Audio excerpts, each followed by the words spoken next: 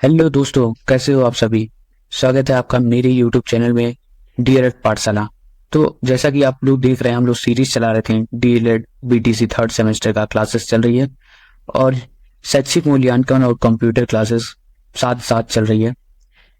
और दोस्तों, हम लोग शैक्षिक मूल्यांकन का क्लास थर्ड कल ले लिए थे। आज हम लोग क्लास फोर्थ करते हैं। तो आइए दोस्तों, हम लोग एक बार रिवाइज कर लेते हैं पहले कि हमने क्या पढ़ा था कल, और उसके बाद से हम लोग आगे बढ़ते हैं। तो दोस्तों, हाँ जी, तो हमने मापन और मूल्यांकन में अंतर पढ़ा था। मापन जो होता है वो संकुचित क्षेत्र के लिए होता है, मूल्यांकन व्यापक होता है। मापन केवल संख्यात्मक होता है और मूल्यांकन संख्यात्मक प्लस वर्णात्मक होता है। मापन उद्देश्य केंद्रित नहीं होता है, मूल्यांकन जो होता है वो उद्देश्य केंद्रित होता है। उसी तरीके से कम मेहनत की जरूरत पड़ती है मापन में और ज्यादा मेहनत और खर्चे की जरूरत पड़ती है मूल्यांकन में। पांचवा, विशेषज्ञ की आवश्यकता होती है नहीं होती है, और मूल्यांकन में विशेषज्ञ की जरूरत आवश्यकता होती है। ठीक है ना दोस्तों। तो ये हमने पढ़ा था। फिर हमने मूल्यांकन और परीक्षा में अंतर पढ़ा था। उसके बाद हमने पढ़ा है परीक्षण और मापन में अंतर क्या होता है। उसके बाद से हमने शॉर्ट्स रिवीजन के लिए हम लोग देख लेते हैं कि हमने पढ़ा क्या क्या था। मूल्यांकन शिक्षा की गुणवत्ता सुधारता है। मूल्यांकन क्या करता है, वो शिक्षा की गुणवत्ता को सुधारता है, उसका लेवल को अप करता है। उसके बाद शिक्षक और विद्यार्थी दोनों के लिए जरूरी होता है मूल्यांकन। मापन सिर्फ आंकड़ा देता है, मूल्यांकन उसका विश्लेषण करता है। मापन क्या करता है, सिर्फ आंकड़ा देता है दोस्तों, लेकिन मूल्यांकन जो होता है उसका विश्लेषण करता है। मूल्यांकन बच्चे के संपूर्ण समझ को दिखाता है। मूल्यांकन जो होता है वो बच्चे के संपूर्ण ओवरऑल डेवलपमेंट को दिखाता है। परीक्षण में ज्ञान मापते हैं और मापन में से संख्या बताते हैं। प्रशिक्षण मतलब टेस्ट जो होता है आपका, टेस्ट में क्या होता है, ज्ञान को मापा जाता है, ज्ञान का टेस्ट किया जाता है। लेकिन मापन में क्या होता है, संख्या हमको बताई जाती है। समझ में आया ना दोस्तों। तो आशा करते हैं आपको क्लास अच्छी लगी होगी, लास्ट क्लास वाली। अब हम लोग आगे बढ़ते हैं। आज जो हम लोग पढ़ेंगे, आज हम लोग पढ़ेंगे सीसीई। ये इंपॉर्टेंट है और सारी चीजें इंपॉर्टेंट है, लेकिन ये भी इंपॉर्टेंट है। इसमें क्या होता है, सतत एवं व्यापक मूल्यांकन। क्या होता है, सतत एवं व्यापक मूल्यांकन, सीसीई इसको कहते हैं। Continuous and comprehensive evaluation English में कहा जाता है दोस्तों इसको।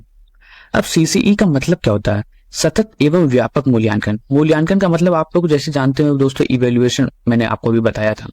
तो सतत का क्या मतलब होता है, सतत का मतलब कॉन्टिन्यूअस, मतलब लगातार नियमित रूप से चलने वाला, लगातार नियमित रूप से चलने वाला। कॉन्टिन्यूअस का मतलब सतत का मतलब क्या होता है, लगातार जो नियमित रूप से चलने वाला हो। और व्यापक का मतलब कॉम्प्रिहेंसिव होता है। देखिए दोस्तों, हम अपना नोट्स जो बनाते हैं वो हिंदी मीडियम और इंग्लिश मीडियम दोनों के लिए बनाते हैं, जिससे बच्चे को अच्छे से समझ में आए और वो अच्छे से नंबर लेकर के आए। काफी इंग्लिश मीडियम वाले लोग परेशान रहते हैं कि हमें पढ़ने को मौका नहीं मिल रहा है, इंग्लिश में सारी चीजें हिंदी में पढ़ाई जाती है, बहुत डिफिकल्ट होता है समझने में। तो इसलिए मैं नोट्स जो बनाता हूँ उसमें इंग्लिश टर्म भी यूज करता हूँ। तो सतत का मतलब जो होता है, मतलब लगातार। व्यापक का मतलब होता है हर दिशा में, हर तरह से। तो व्यापक मतलब कॉम्प्रिहेंसिव, मतलब हर दिशा में, हर तरह से। अब देखिए, अब इसको हम जोड़ देते हैं। सतत एवं व्यापक मूल्यांकन क्या होता है। सीसीई एक ऐसी प्रक्रिया है जिसमें बच्चों का मूल्यांकन, इवेल्युएशन जो होता है वो लगातार कंटिन्यूअस मतलब सतत और हर पहलू से किया जाता है। हर पहलू मतलब व्यापक, सतत और व्यापक तरीके से किया जाता है, जैसे पढ़ाई, व्यवहार, सोचने का तरीका, कला और खेल कूद आदि। समझ में ना दोस्तों, समझ में आ गया होगा ना आप लोगों को कि सतत एवं व्यापक मूल्यांकन होता क्या है। सतत एवं व्यापक मूल्यांकन एक ऐसी प्रक्रिया है जिसमें बच्चों का मूल्यांकन लगातार और हर पहलू से किया जाता है, उसी को सीसीई कहा जाता है। जैसे कि पढ़ाई, व्यवहार, सोचने का तरीका, कला, खेलकूद आदि। समझ में आया ना दोस्तों। आइए हम लोग आगे बढ़ते हैं। दक्षता आधारित मूल्यांकन। दक्षता मतलब कंपिटेंसी बेस्ड इवेल्युएशन क्या होता है दोस्तों। तो अब हम लोग पढ़ेंगे कि होता क्या है। बच्चे ने कम से कम जो चीज सीखनी चाहिए वो सीखी या नहीं, या पता लगाना ही दक्षता आधारित मूल्यांकन होता है। समझे, मतलब कि बच्चे को जो चीज सीखनी चाहिए थी, कम से कम मिनिमम जो चीज सीखनी चाहिए थी। जैसे होता ना कि अगर आपको नेक्स्ट क्लास में आपको प्रमोट करना होता है तो आपको कम से कम 40% आपका पिछले क्लास में रहना चाहिए, तो आप प्रमोट होते हैं। तो मिनिमम कम से कम जो चीज होती है सीखनी चाहिए बच्चों को, वो चीज वो बच्चा सीखा है कि नहीं, उसको पता लगाना ही दक्षता आधारित मूल्यांकन होता है। जैसे कि 1 से 100 तक गिनती आनी चाहिए। समझे, अब किसी को 1 से 100 तक गिनती नहीं आती है, उसको पहाड़ा पूछ लोगे, टेबल पढ़ाना टेबल याद करना बोल दोगे तो वो कहाँ से याद करेगा। दूसरा, संख्याओं की पहचान करनी चाहिए, संख्या की पहचान होनी चाहिए, संख्या लिखनी आनी चाहिए। यही सब होता है दक्षता आधारित मूल्यांकन, जिसको कॉम्पिटेंसी बेस्ड इवैल्यूएशन कहते हैं दोस्तों। क्या होता है, बच्चों ने कम से कम जो चीज सीखनी चाहिए वो चीज सीखी है या नहीं, या पता लगाना ही दक्षता आधारित मूल्यांकन है। जैसे कि 1 से 100 तक की गिनती आनी चाहिए, संख्या की पहचान करनी आनी चाहिए और संख्याएं लिखनी आनी चाहिए। आइए दोस्तों अब हम लोग आगे बढ़ते हैं। शिक्षक को ये करना चाहिए, क्या क्या शिक्षक को करना चाहिए इसमें। समय समय पर बच्चों का मूल्यांकन करें, समय समय पर बच्चों का मूल्यांकन करना चाहिए शिक्षक को। बच्चों को उनकी कमजोरी और ताकत का पता चले, बच्चों को उनकी कमजोरियों का पता चले। जब मूल्यांकन करेंगे शिक्षक, तो शिक्षक को भी पता चलेगा कि बच्चे की कमजोरी क्या है और बच्चों को भी पता चलेगा कि उनकी कमजोरी क्या है, उनकी ताकत क्या है, उनकी स्ट्रेंथ क्या है, वीकनेस क्या है। पढ़ाई को बेहतर बनाया जा सकता है। और इससे जब ये सारी चीजें पता चल जाएगी शिक्षक को और बच्चों को, तो दोनों अपने आप को सुधारेंगे, जिससे पढ़ाई को और बेहतर किया जा सके। ठीक है ना दोस्तों, शिक्षक को ये सब करना चाहिए। अब हम लोग आते हैं सतत मूल्यांकन। सतत मतलब हमने अभी पढ़ा था ना कंटिन्यूअस, कंटिन्यूअस मतलब लगातार होने वाला, लगातार चलने वाला मूल्यांकन। अब इससे नाम से आप लोग पता चल गया होगा कि क्या मतलब होता है। आइए हम लोग अब पढ़ भी लेते हैं इसको। थ्योरेटिकल, पढ़ाई के साथ साथ ही बच्चों का मूल्यांकन किया जाए। मतलब पढ़ाई आप पढ़ाइए, लेकिन उसके साथ साथ बच्चों का मूल्यांकन भी करिए कि बच्चे को वो सब चीजें आ रही हैं कि नहीं आ रही है।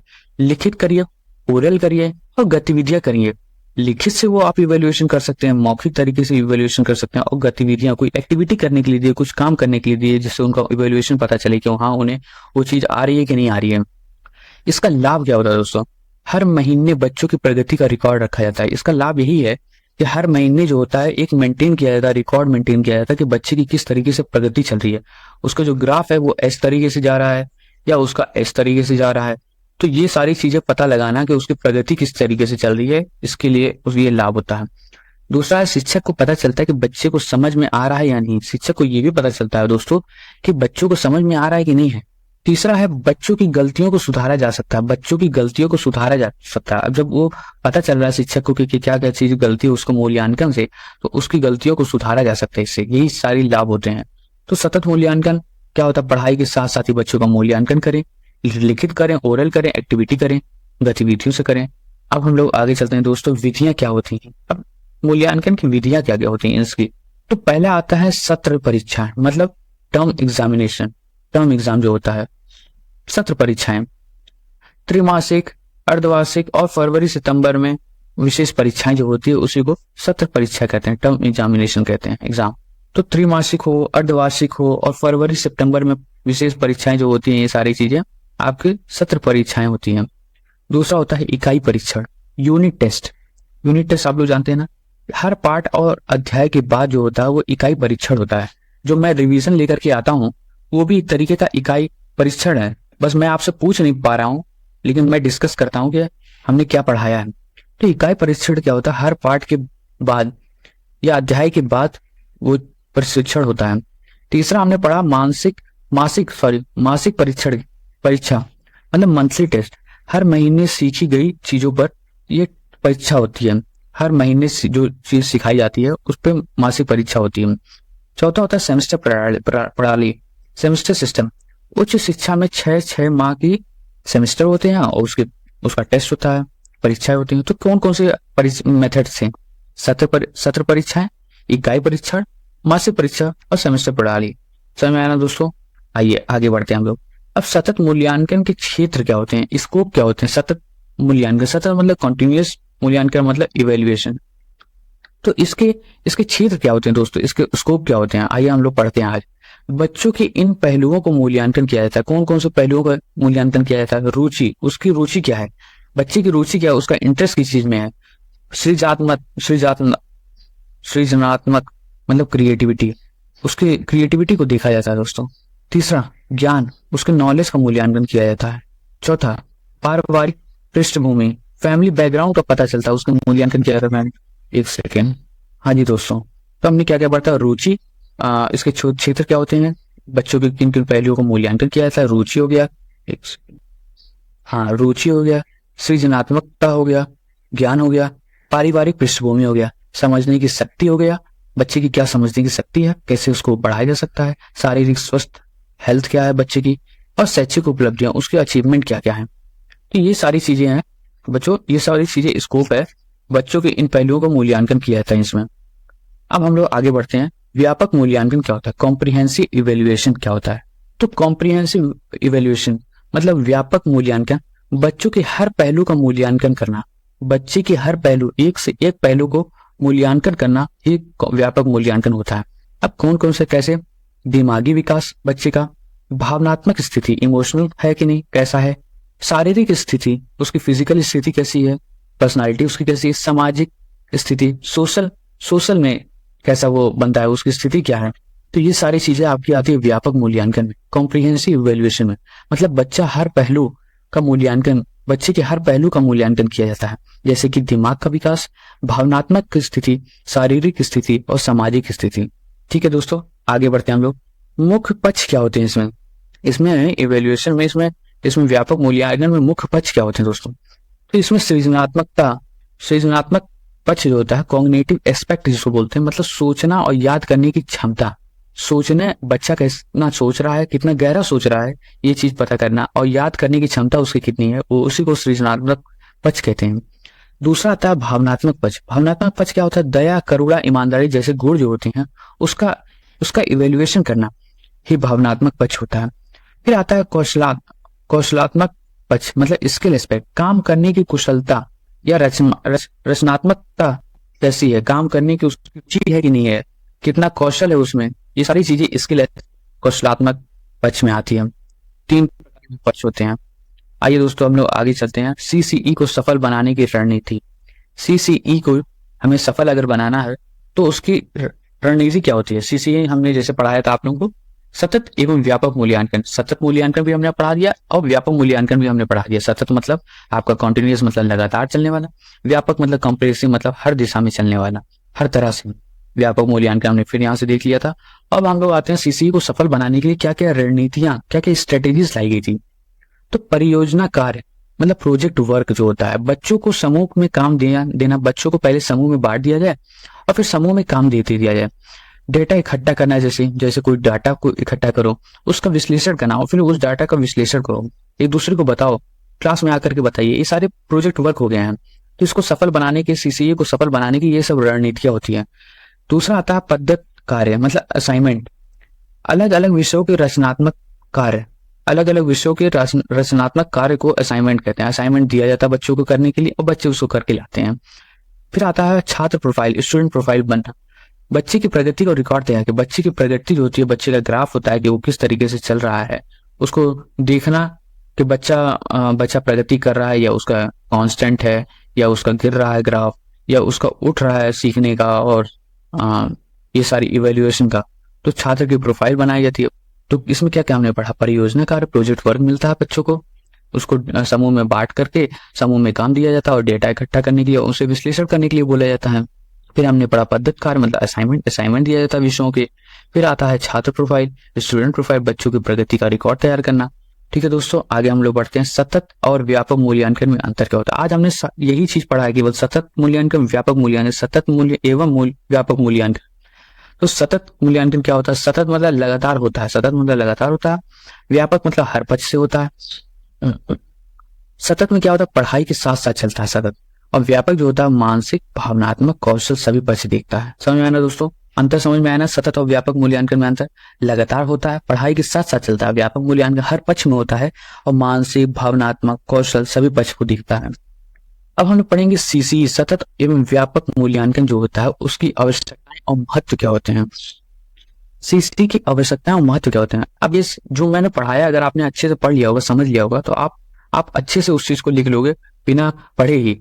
बच्चों की नियमित निगरानी करना ही आपकी आवश्यकता और महत्व होती है। दूसरा आता है बच्चों की कमजोरियों को पता लगाना, बच्चे किस चीज में कमजोर है और उस कमजोरी को फिर ठीक करना ही इसकी आवश्यकताएं होती है सीसीई की। फिर तीसरा आता है बच्चों को तनाव मुक्त रखना, उनको टेंशन फ्री रखना। फिर आता है पढ़ाई की रुचिकार और उपयोगी बनाना। पढ़ाई को रुचिकार बनाना, रुचि के हिसाब से बनाना और उपयोगी बनाना, जिससे उपयोग में आ सके, बच्चे को उपयोग हो सकते उसके दैनिक जीवन में। समग्र विकास का बढ़ावा देना होता है। सीसीई की शुरुआत कब हुई थी दोस्तों? तो ये कभी कभी क्वेश्चन मान लीजिए आ जाता है कि शुरुआत कब हुई थी और किसके द्वारा हुआ था। तो 2009 में सीबीएसई द्वारा शुरू किया गया था सीसीई। 2009 में सीबीएसई ने स्टार्ट किया था सीसीई। ठीक है दोस्तों, आइए हम लोग आगे चलते हैं। हाँ जी, तो अब हम लोग रिवाइज कर लेते हैं हमने आज के लेक्चर में क्या क्या पढ़ा है। हमने आज के लेक्चर में पढ़ा है आ, सतत एवं व्यापक मूल्यांकन क्या होता है, दक्षता आधारित मूल्यांकन क्या होता है, शिक्षक को ये क्या क्या करना चाहिए इसमें, सतत मूल्यांकन क्या होता है, मतलब उसके लाभ क्या होते हैं, विधियां क्या क्या यूज होती हैं उसमें इस्तेमाल होता है, सतत मूल्यांकन के क्षेत्र क्या होते हैं, स्कोप ऑफ सीसीई। फिर हमने पढ़ा व्यापक मूल्यांकन कॉम्प्रिहेंसिव इवेल्युएशन। फिर हमने मुख्य पक्ष पढ़ा इन तीनों के, इसके संज्ञात्मक पक्ष, भावनात्मक और कौशलात्मक पक्ष। फिर हमने पढ़ा सीसीयू को सफल बनाने की रणनीतियां क्या क्या होती हैं, जिसमें हमने परियोजना कार्य पढ़ा, पद्धति कार्य पढ़ा और छात्र प्रोफाइल पढ़ा। फिर हमने पढ़ा सतत मूल्यांकन और व्यापक मूल्यांकन में अंतर क्या होता है। फिर हमने पढ़ा सतत एवं सीसीई की आवश्यकताएं और महत्व क्या होती हैं, तो इसमें हमने पढ़ा। और इसको स्टार्ट किसने की थी, उसकी शुरुआत किसने की थी, 2009 में सीबीएसई ने इसकी शुरुआत की थी। आइए हम लोग पढ़ लेते हैं, एक बार रिवाइज कर लेते हैं आज का लेक्चर। सीसीई का मतलब लगातार और हर तरफ से मूल्यांकन होना। सीसीई का मतलब क्या होता है, लगातार और हर तरफ से मूल्यांकन होना। दूसरा, इसमें सिर्फ पढ़ाई नहीं बल्कि व्यवहार, भावनाएं, रुचि, कौशल सब कुछ आकलन में आता है। इसमें सिर्फ पढ़ाई नहीं होती है बल्कि व्यवहार, भावनाएं, रुचि, कौशल सब कुछ का आकलन कर सकते हैं, सब कुछ का इवेल्युएशन किया जाता है इसमें। तीसरा आता है शिक्षक को रोजाना या समय समय पर बच्चों की प्रगति दिखनी चाहिए। शिक्षक को हमेशा बच्चों की प्रगति दिखनी चाहिए कि बच्चा किस तेजी से कैसे प्रगति कर रहा है, उसका ग्राफ क्या हो रहा है, या बच्चों को तनाव मुक्त रखने की और उनकी कमजोरियां दूर करने में मदद करता है। तो दोस्तों सीसीई जो होता है वो बच्चों को तनाव मुक्त रखने और उनकी कमजोरियों को दूर करने में मदद करता है। इसकी शुरुआत सीबीएसई ने 2009 में की थी। समझ आया दोस्तों? आशा करता हूँ आपको आज का लेक्चर अच्छा लगा होगा। और हम लोग 1/4 कंप्लीट कर चुके हैं ये सिलेबस और काफी अच्छे से हम लोग चल रहे हैं, और आशा करते हैं आपको भी अच्छा लगता होगा, सारी चीजें समझ में भी आता होगा आप लोगों को। तो ये था दोस्तों शैक्षिक मूल्यांकन का क्लास 4। और दोस्तों कंप्यूटर की भी क्लास चल रही है, साथ ही साथ आप लोग कंप्यूटर की क्लास देखा करिए, और जल्दी हम बाकी सारे लेक्चर भी स्टार्ट करेंगे। हाँ हाँ, आज आज आज शाम को आ जाएगी कंप्यूटर की क्लास 5th, और हम लोग साथ साथ में इसको लेकर के चल रहे हैं। दोस्तों मैं बताना चाह रहा हूँ, अगर आपको नोट्स वगैरह की दिक्कत है या किसी भी चीज की दिक्कत रहे या कोई भी डाउट हो रहा है, आप हमारे टेलीग्राम चैनल को ज्वाइन करें। टेलीग्राम चैनल यहाँ पे हमने लिंक दे दिया है, ये रहा टेलीग्राम चैनल DLED_पाठशाला, आप इसको ज्वाइन करिए। यूट्यूब पे DLED पाठशाला सब्सक्राइब करें और शेयर करें दोस्तों एक दूसरों को। मिलते हैं नेक्स्ट वीडियो में, तब तक के लिए thank you so much everyone, bye bye.